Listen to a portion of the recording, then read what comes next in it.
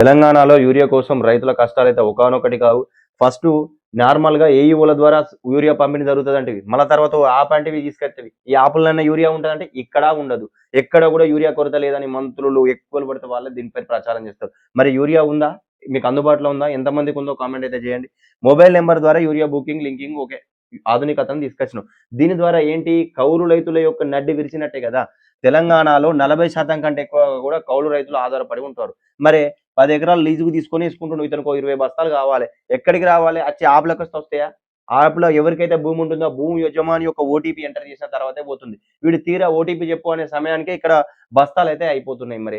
అచ్చినటువంటి వెంటనే within 1 are 2 మినిట్స్‌లో ఖతమైపోతున్నాయి. ఈ విధంగా వీళ్ళు ఎక్కడ తెలంగాణలో ఉన్న రైతులే అనాగరికులు. అంటే వ్యవసాయం చేసేవారు తెలియనటువంటి వ్యక్తులు. వాళ్ళకి యూరియా యాపు, సిస్టమ్ అని తీసుకొస్తే హుటాహుటిన వాళ్ళెక్కడ అప్‌డేట్ అయితారు? వాళ్ళకి గావాల్సినటువంటి యూరియా ఎక్కడికెళ్ళి తీసుకురావాలి? ఈ యాప్ ద్వారా ఎంతమంది యూరియా అందక చాలా కష్టాలు పడతారో చూడండి. 10,000 దొరుకుతున్నాయి తప్ప ఒక యూరియా బస్తా దొరుకుతలేదు. ఈక్వల్‌గా మరి రైతుల పరిస్థితి ఏంటి? ఈ యాప్ ద్వారా ఎంత దరిద్రం అంటే అచ్చినటువంటి యూరియా బదులు గద్దల్లాగా తన్నుకపోతారు. భూమి ఎయ్యనోడు కూడా బుకింగ్ చేసుకుంటాడు, ఎత్తుకపోతాడు. మరి దీనిపైన ప్రతి ఒక్కరు కూడా స్పందించండి.